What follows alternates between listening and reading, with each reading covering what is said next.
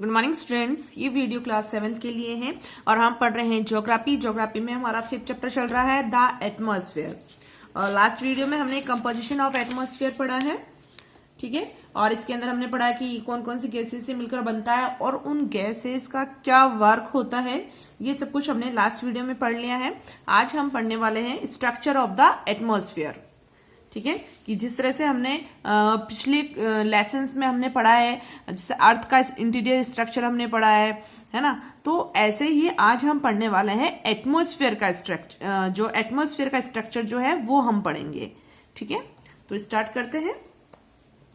जो हमारा एटमॉस्फेयर का स्ट्रक्चर जो है उसे 5 मेजर लेयर के अंदर डिवाइड किया गया है, ठीक है। कौन कौन सी लेयर है? Troposphere, stratosphere, mesosphere, thermosphere and exosphere. तो हाउ मेनी लेयर्स इन? तो there are 5 layers in atmosphere, ठीक है। तो the 5 major layer of the atmosphere of the earth ना। ये क्वेश्चन आपको याद हो जाना चाहिए कि एटमॉस्फेयर कितनी लेयर्स में डिवाइडेड है, तो 5 मेजर लेयर के अंदर। फिर इनके नाम भी आपको याद हो जाने चाहिए, कौन कौन से हैं? Troposphere, stratosphere, mesosphere, thermosphere and exosphere. ये हमारी 5 लेयर है, ठीक है। इसमें पूरा एटमॉस्फेयर को डिवाइड किया गया है। अब हम ये देखेंगे कि अब सिर्फ हम इसको नाम ही नहीं पढ़ेंगे, अब इनके बारे में भी हम जानेंगे कि इन लेयर के अंदर क्या होता है, ठीक है। और ये क्या क्या, इसमें क्या क्या इंपॉर्टेंट चीजें हैं, ये कुछ सब कुछ हम पढ़ेंगे। फिर उसके बाद में हम एक और इम्पोर्टेंट चीज मैं आपको बताती हूँ कि जो ये स्ट्रक्चर जो बना हुआ होता है, जो जैसे कि अर्थ की जो सबसे पास की जो लेयर है उसे कहा जाता है ट्रोपोस्फियर, ठीक है। उसके बाद होता है ट्रोपोपॉज। अब ये ट्रोपोपॉज क्या होता है? जैसे कि कोई भी जो लेयर जो बनी हुई है, जैसे ये अर्थ है, ठीक है, और अर्थ के स्ट्रक्चर के बाद में जैसे ये ट्रोपोस्फियर है, तो अपन कैसे मानेंगे कि जो ये लेयर जो हम बना रहे हैं, है ना, जो ये लेयर जो बन रही है जैसे ट्रोपोस्फियर, स्ट्रेटोस्फियर, ये जो बनी हुई है वो कहाँ पे खत्म हो रही है और फिर जो नेक्स्ट जो लेयर जो है वो कहाँ से शुरू होती है। तो इसको जानने के लिए क्या किया गया है, जैसे कि जहां ट्रोपोस्फियर यहाँ से स्टार्ट हो रही है और यहाँ पे खत्म हो रही है, तो उस लेयर को जहां पे वो बाउंड्री लाइन जो बन रही है उसे कहा जाता है ट्रोपोपॉज, है ना। ट्रोपोपॉज मतलब यहाँ पर ये ट्रोपोस्फियर खत्म हो गई है, ठीक है। तो 2 लेयर के बीच में जो बाउंड्री जो लाइन जो होती है, उसमें जो नीचे वाली जो लेयर जो होती है उसके नाम से वो बाउंड्री लाइन बन जाती है। उससे ये पता चलता है कि अब आगे दूसरी जो लेयर है वो शुरू हो रही है, तो ट्रोपोपॉज। अब स्ट्रेटोस्फीयर और ट्रोपोस्फियर के बीच की जो लेयर है उसे क्या कहेंगे? ट्रोपोपॉज, ठीक है। उसी तरह से स्ट्रेटोस्फीयर और मेसोस्फीयर के बीच की लाइन को स्ट्रेटोपॉज, बाउंड्री लाइन को क्या बोलेंगे? स्ट्रेटोपॉज। तो समझ में आ गया स्ट्रेटोपॉज क्या है या ट्रोपोपॉज क्या है, मेसोपॉज क्या है, थर्मोपॉज क्या है, ठीक है। ये 2 लेयर के बीच में एक बाउंड्री लाइन को बनाने के लिए ट्रोपोपॉज या स्ट्रेटोपॉज, इस तरह से नीचे वाली लेयर का नाम दिया जाता है, ठीक है। अब हम स्टार्ट करते हैं इनके बारे में, एक एक लेयर के बारे में हम पढ़ेंगे। सबसे पहले मैं आपको पढ़ा रही हूँ ट्रोपोस्फियर के बारे में। जो हमारी अर्थ की जो सबसे पास की जो लेयर जो है उसे कहा जाता है troposphere. The troposphere is the lowest and the densest layer of the atmosphere. It extend up to height of 16 kilometre over the equator and about 8 kilometre over the poles. देखो, जो ट्रोपोस्फियर जो है वो सबसे निचली और घनी डेंसिट लेयर है। डेंसिट क्यों? डेंसिट इसलिए क्योंकि यहाँ पर सबसे ज्यादा एयर, सबसे ज्यादा अलग अलग तरह की गैसेस जो है वो ट्रोपोस्फियर के अंदर पाई जाती है, इसलिए। और इसकी जो कहाँ तक फैली हुई है ये लगभग जो पृथ्वी का जो एयर के जो स्थल जो है सतह से लगभग 16 किलोमीटर ऊपर तक इक्वेटर से, है ना। इक्वेटर पता है ना क्या होता है? जैसे ये अर्थ है, ये होता है इक्वेटर, ठीक है। इस इक्वेटर से 16 किलोमीटर तक ऊपर, और जो हमारे पोल्स जो है, ये जैसे ये पोल्स है ना, साउथ पोल और नॉर्थ पोल, और इन पोल से 8 किलोमीटर ऊपर तक जो है ट्रोपोस्फियर लेयर फैली हुई है। The average height of this layer is taken is 12 kilometre. Nearly 3/4 of the total mass of the atmosphere is contained in this layer. Almost all dust particles and water vapors are contained in it. Thus, all weather phenomena occur in this very layer. The temperature in this layer falls with the increasing height. ठीक है। और जब अगर हम इसका औसत जो इसकी लंबाई जो हम निकालते हैं तो वो औसत लंबाई निकलती है 12 किलोमीटर। तो अगर हम औसत रूप में हम कहते हैं ये 12 किलोमीटर तक ये इसकी औसत ऊंचाई है। और वायुमंडल का कुल द्रव्यमान का लगभग 3/4 भाग जो है वो इसी परत के अंदर है। ठीक है। और जो डस्ट पार्टिकल, जो धूल के कण है ना, जो पानी, जो वाष्प जो है वो इसी परत के अंदर होती है।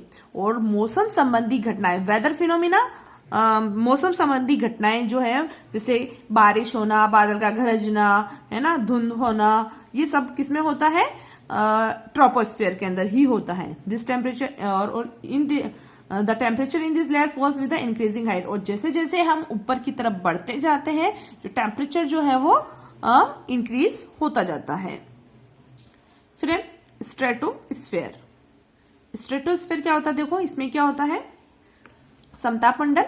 The stratosphere is the region of horizontal and stable airflow which extend above the troposphere to about 50 km above the surface of the earth. The absence of convection current make the conditions stable and ideal for flying jet planes. देखो सबसे इसमें जो main जो चीज जो है वो है स्ट्रेटोस्फेयर के अंदर क्या होती है वो बता देती हूँ मैं आपको कि यहाँ पर जो जितनी भी जो गैसेस वगैरह जो है ना, हवा, एयर वगैरह जो है वो सबसे ज्यादा कहाँ पाई जाती है? ट्रोपोस्फेयर के अंदर ही पाई जाती है। ठीक है। और जो स्ट्रेटोस्फेयर जो होती है उसके अंदर बिल्कुल भी गैसेस वगैरह, एयर वगैरह नहीं होती है। तो इस कारण इसे हम स्थायी परत भी कह सकते हैं, जिसमें कोई भी जैसे फ्लो नहीं होता है एयर का, तो इसलिए इसे हम स्टेबल एयर फ्लो भी कहा जाता है। ठीक है। और ये लगभग सतह से ये 50 किलोमीटर ऊपर तक ये फैली हुई है। And the absence of convection current make the condition stable and ideal. मतलब हवा का इसके अंदर बिल्कुल भी वो नहीं है, है ना, ज्यादा इसमें हवा नहीं है, तो इसलिए इसे स्टेबल कहा गया। और इस कारण यहाँ ये जो परत जो है वो हवाई जहाज वगैरह के उड़ने के लिए, जेट वगैरह के लिए सबसे ज्यादा अनुकूल होती है। तो जो हवाई जहाज वगैरह उड़ते हैं वो कौन सी परत के अंदर उड़ते हैं? स्ट्रेटोस्फेयर के अंदर। ठीक है। The presence of ozone layer in the upper stratosphere protect us from the lethal effect of ultraviolet radiation of the sun. अब और इसी स्ट्रेटोस्फेयर के अंदर एक और इम्पोर्टेंट चीज तो हमने पढ़ ली कि इसमें जो क्या होता है, हवा जो है वो ज्यादा इधर इधर नहीं होती है, स्थायी होती है। तो इस कारण स्थिर, मतलब यहाँ पे वायु का प्रवाह होता है, तो इस कारण यहाँ पर जो हवाई जहाज वगैरह आसानी से उड़ पाते हैं। लेकिन इससे एक और इम्पोर्टेंट चीज ये है कि यहाँ इस लेयर के अंदर जो है कौन सी लेयर है? ओजोन लेयर है ना। और ये ओजोन लेयर जो है वो क्या करती है? सूर्य से आने वाली जो हानिकारक, जो घातक, जो अल्ट्रावायलेट रेडिएशन जो है उससे हमारी रक्षा करती है। जो the ultraviolet rays can cause sunburn. और ये पैराबैंगनी किरणें जो है वो हमारे सनबर्न का कारण बनती है। और उसकी वजह से, इन पैराबैंगनी किरणों की वजह से क्या हो सकता है? हमें बहुत सारी स्किन प्रॉब्लम हो सकती है, आईज की बीमारी हो सकती है ना, आई डिजीज, आंखों की बीमारियां हो सकती हैं, और कैंसर भी हो सकता है अगर ये ओजोन लेयर नहीं हो तो, है ना। तो ये हमें प्रोटेक्ट करती है। This layer is also free from all type of weather phenomena. Is very little water vapor, dust and almost no clouds. और इस परत के अंदर, स्ट्रेटोस्फेयर के अंदर मौसम संबंधी कोई घटनाएं नहीं होती हैं, क्योंकि यहाँ पर जो बहुत ही कम मात्रा में वाटर वेपर होता है, डस्ट या फिर क्लाउड्स तो बिल्कुल भी नहीं होते हैं। In the lower part of stratosphere up to the altitude of 20 km, the temperature remains fairly constant, while in the upper part there is an increase in the temperature due to increased absorption of ultraviolet radiation by the ozone layer. अब जैसे जैसे हम इसमें ऊपर की तरफ बढ़ते हैं तो जो टेम्परेचर जो है वो इंक्रीज होने लगता है। जो नीचे की तरफ जो होता है वहां तो इतना टेम्परेचर नहीं, वह तो बिल्कुल इक्वल रहता है। लेकिन जैसे जैसे हम थोड़ा बढ़ते जाते हैं वो ओजोन की वजह से जो टेम्परेचर जो है वो बढ़ना शुरू हो जाता है। मेसोस्फेयर, मेसोस्फेयर है ना, ये third layer above the stratosphere is the layer is known as the mesosphere, है ना। नेचुरल सी बात है कि स्ट्रेटोस्फेयर के ऊपर की जो परत है उसे मेसोस्फेयर कहा जाता है। और इसकी जो फैलाव जो वो कितना है? 80 kilometre from the height of 50 kilometre. मतलब स्ट्रेटोस्फेयर कहाँ तक है? 50 किलोमीटर तक है। तो 50 से ऊपर 80 किलोमीटर तक कौन सी है? मेसोस्फेयर, है ना। क्योंकि स्ट्रेटोस्फीयर कितनी पे है, 50 तक है, और तो 50 से ऊपर 80 किलोमीटर तक क्या है, मेसोस्फीयर है। ठीक है, इट एक्सटेंड, ये हो गया। फिर है the fall in the temperature is again well marked till temperature is low as -90 degree. यहाँ पर भी जो टेम्परेचर बहुत कम होता जाता है, मतलब -90 डिग्री तक हो जाता है। 80 किलोमीटर पर तो लगभग -90 डिग्री तक ये जो टेम्परेचर है वो रिकॉर्ड किया गया। The boundary zone between the ionosphere and the mesosphere is called the mesopause. ये तो मैंने आपको बता ही दिया था, मेसोपाउस क्या होता है, ये समझाया था मैंने, पाउस क्या होता है, मेसोपाउस क्या होता है। यहाँ देखो, जैसे मैंने भी यहाँ पे बताया था आपको कि मेसोस्फीयर और थर्मोस्फीयर के बीच जो बाउंड, जहां पे मेसोस्फीयर खत्म हो रही, जो बाउंड्री लाइन जो खत्म होता है, उसे क्या कहते हैं, मेसोपाउस। जो नीचे वाली परत हो गई उसके नाम से उसको जाना जाएगा, तो मेसोपाउस। ठीक है, तो ये आया मेसोपाउस। यहाँ पे जो दो परत के बीच का जो लाइन, जहां बाउंड्री लाइन खत्म होती है, उसे कहा जाता है, जैसे आयनोस्फीयर और मेसोस्फीयर के बीच की जो जहां पे खत्म हो रहा है मेसोस्फीयर, तो उसे कहेंगे mesopause. Okay, the next fourth जो लेयर है वो हमारी है thermosphere. The thermosphere lays above the mesosphere. Thermosphere जो है वो मेसोस्फीयर के ऊपर है, और कहां तक फैली हुई है, अबाउट 400 किलोमीटर तक ये फैली हुई है, and the 400 kilometre above the surface of the earth.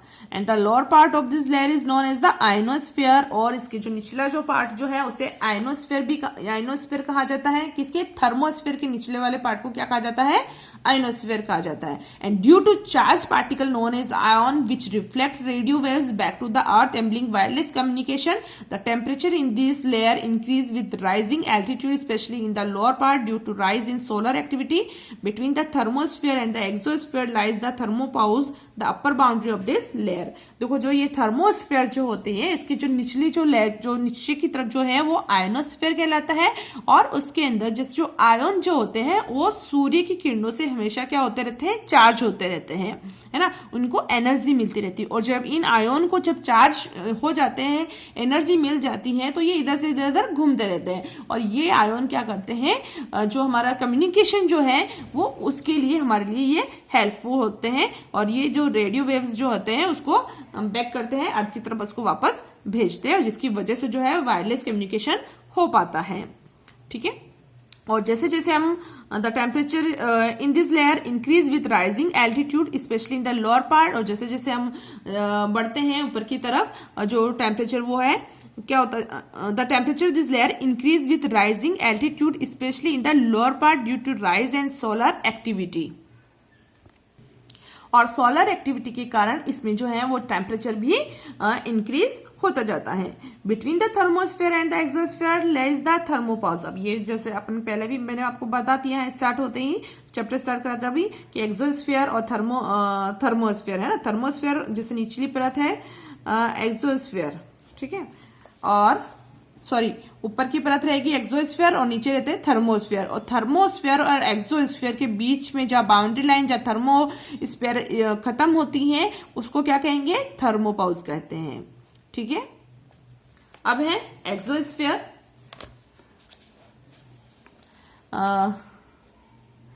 Beyond the ionosphere, found the uppermost layer of the atmosphere extending to 600 km and beyond up to 1050 km. It is called exosphere.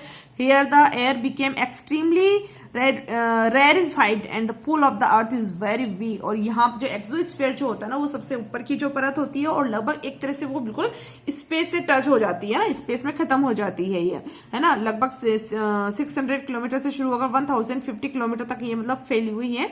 और इसमें जो हवा जो है वो बिल्कुल नहीं होती है ना, रेयर, मतलब बिल्कुल नहीं होगी इसके अंदर। In the temperature range between 300 Celsius to about 1650 Celsius, temperature जो है बहुत ज्यादा होता है। And the exosphere gradually merges into outer space, है ना। एक्सोस्फीयर जो कहाँ खत्म हो जाती है, स्पेस में ये मर्ज हो जाती है। Which is the zone for interplanetary satellites, जैसे कि ये जो यहाँ पर जो सैटेलाइट वगैरह जो है, फिर वो ये आ जाते हैं इसके अंदर। ठीक है, तो एक्सोस्फीयर जैसे आ जाता है कि कौन सी वो परत जो है जिसमें सैटेलाइट वगैरह से या स्पेस के अंदर वो मर्ज हो जाती है, तो एक्सोस्फीयर आएगा आपका। ठीक है, तो आपका चैप्टर यही खत्म होता है। Thank you.